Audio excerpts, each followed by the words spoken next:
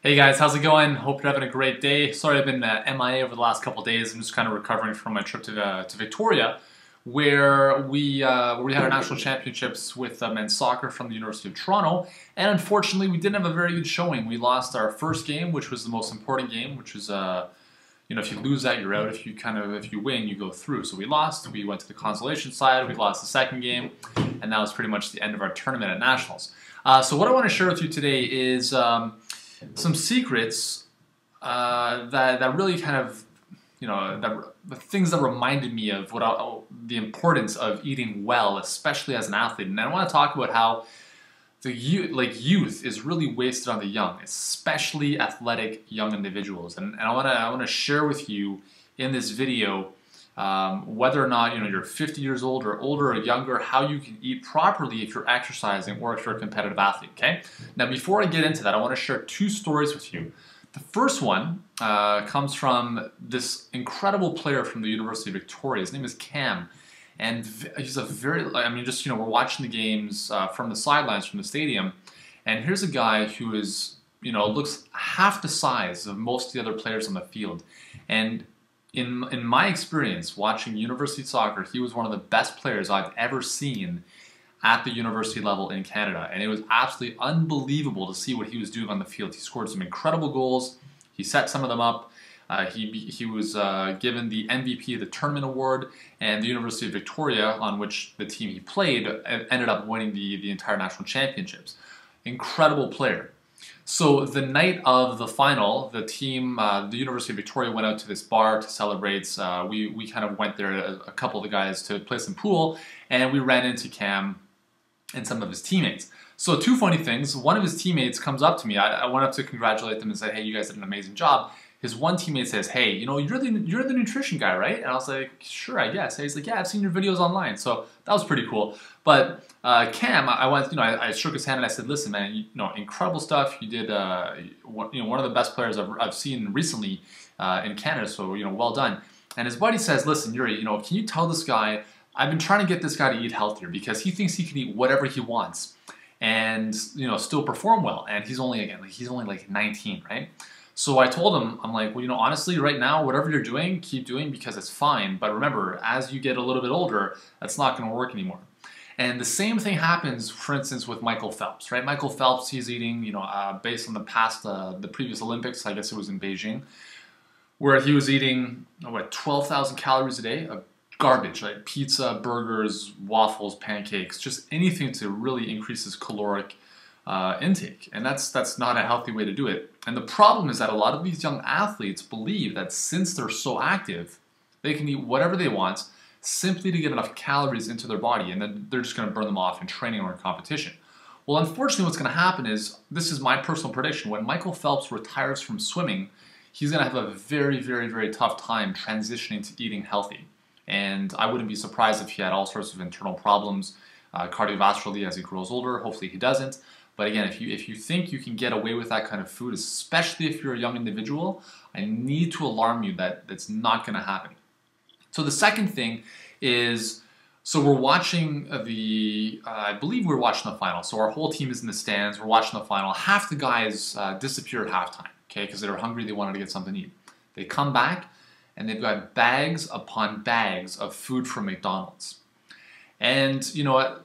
I understood that, okay, we're not playing anymore, the competition's over for us, but to see all these guys sitting there in the stands with McDonald's, French fries, hamburgers, chicken McNuggets, it was really appalling because, again, it's unfortunate. These guys, a lot of them think that they can eat whatever they want. They don't understand the health consequences of eating these foods. For instance, as an example, okay, a medium fries from McDonald's contains 8 grams of trans fat. 8 grams of trans fat. An apple pie, 4.5 grams of trans fat. And if you know anything about trans fats, they're one of the most deadly substances we can put in our body. So that's just one example of, not the importance of really being educated when it comes to understanding nutrition, what foods do to your body, and how it relates to your performance. So that's one of the things that kind of upsets me, when I see a lot of young athletes, is that they're just eating whatever they want to eat and they don't think that there's any consequence. Now, the other thing is, on the Friday morning before our second game, we actually prepared I had a suite in the hotel, so I had a little kitchen and stuff. I said, okay, why don't we go to the grocery store and I'll make breakfast for these guys. So instead of the team spending like $500 on breakfast at a restaurant, we could spend like a quarter of that, go to the grocery store, and they had an amazing grocery store there. Awesome produce, really good quality stuff. So we grabbed a bunch of eggs, some whole, because understand first of all that these guys are not raw foodists, right? We're transitioning them to eating healthier. So this is what we did. We grabbed them a ton of eggs, some whole wheat bread, we got some peanut butter, we got oatmeal, and we got some apples and bananas. So that was the kind of the makeup of our breakfast. So in the room, I made them oatmeal with chopped up apple and cinnamon and some brown sugar. We also made them some scrambled eggs. Then we gave them toast with peanut butter. So it was a good balance of carbohydrates and protein about 4 hours before our kickoff. The guys loved it, right? They said, listen, we should be doing this every day instead of going to these restaurants and having sausages and bacon and stuff. And I agree, okay? So that was one of the things that we did. And I understand, like, it's really important to understand that, these are individuals who are not necessarily eating healthy all the time. Some of them are a little bit better than others, but to have them do green smoothies and totally transition them into eating, high raw or whatever one day, before a game is not a very smart thing to do. So you have to work with, where you're at, work with where the athletes are at, and then, just try to make the best of the situation. So that's what we did. They enjoyed it. Unfortunately, we lost the game. I don't think it was because of the food, but yeah. So the idea here, what I want to share with you now is, after having shared those stories, hopefully you can pick up on the sense that it doesn't matter if you're a young athlete and you're training 6 days a week. Eventually that kind of garbage eating is going to catch up with you. So you need to make the best decisions possible. So I just gave you an example of a great pregame meal.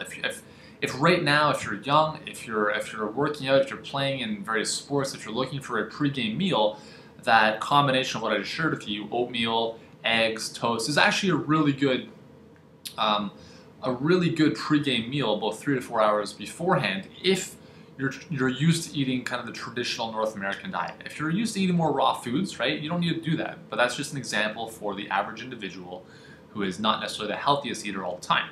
Now, here are some other suggestions to help you kind of regain your youth, right, as you get older, and especially if you're exercising. So the first thing is that as you exercise, remember, you're producing lactic acid in your body. Okay, your body is becoming more acidic. So the body needs to be alkaline, but it produces acid while it does, while it exerts itself. Okay, so it's important to restore that balance, and one of the easiest ways to do that is through nutrition.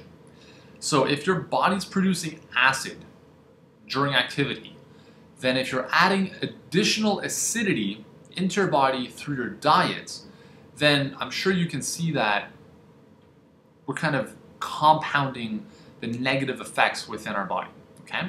So what we need to do is we need to alkalize our body by eating more plant foods, not just before or after a training session or a workout, but overall. Okay? There's not one meal that's going to make the do or die difference between gaining muscle or helping you perform better.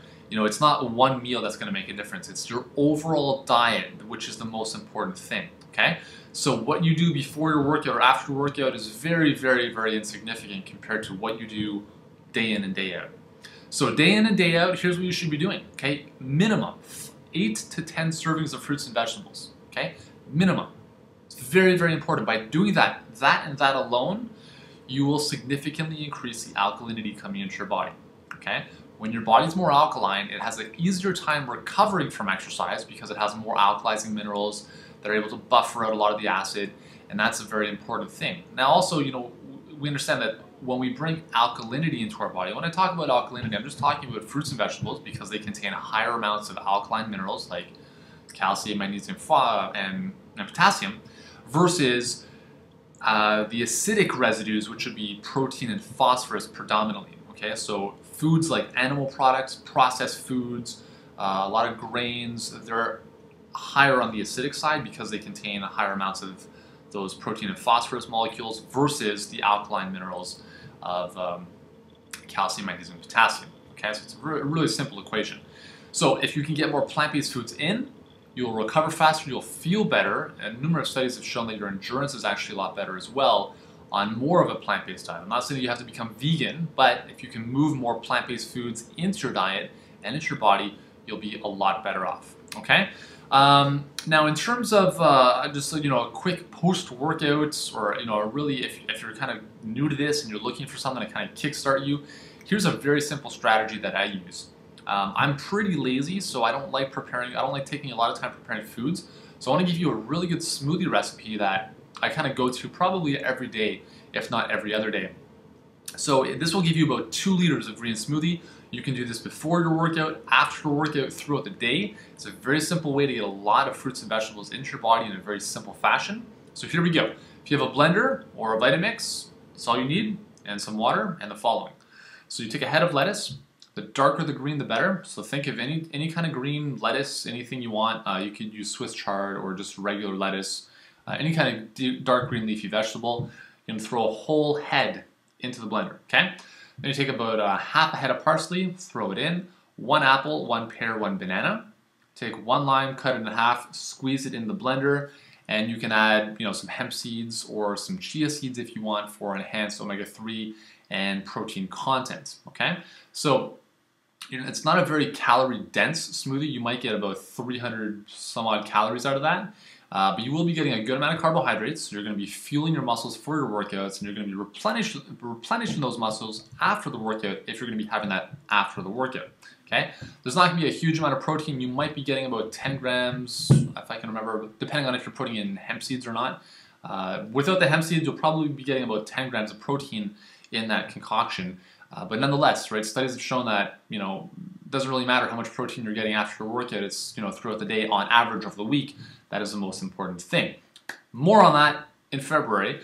But for now, try out that smoothie. And remember, if you're an athlete, if you're working out, doesn't matter what age you are, if you're active, if you're young, if you're old, you need to be getting more fruits and vegetables into your body, okay?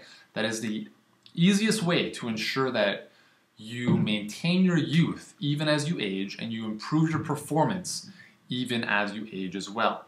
Okay? Now, if you want more help with this stuff, and you still have not read or used my Eating for Energy program, then I would highly suggest you do that. In the program, I give you 120 raw food recipes, right? These are very simple to use and implement into your existing diet, or if you want to transition to raw, we show you how to do that.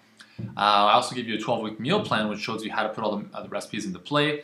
And for you athletes and hardcore exercisers out there, we have a section called Nutrition for Athletes, which deals specifically with what to eat before, during, and after your workouts, or your training sessions, or your competitions.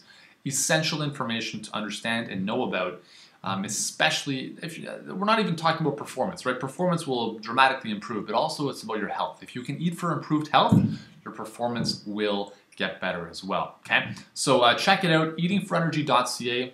Put the website right there. That's the website. Go check it out. If you don't have it already, it's an incredible program. It'll transform your life, and I'll see you on the healthier side.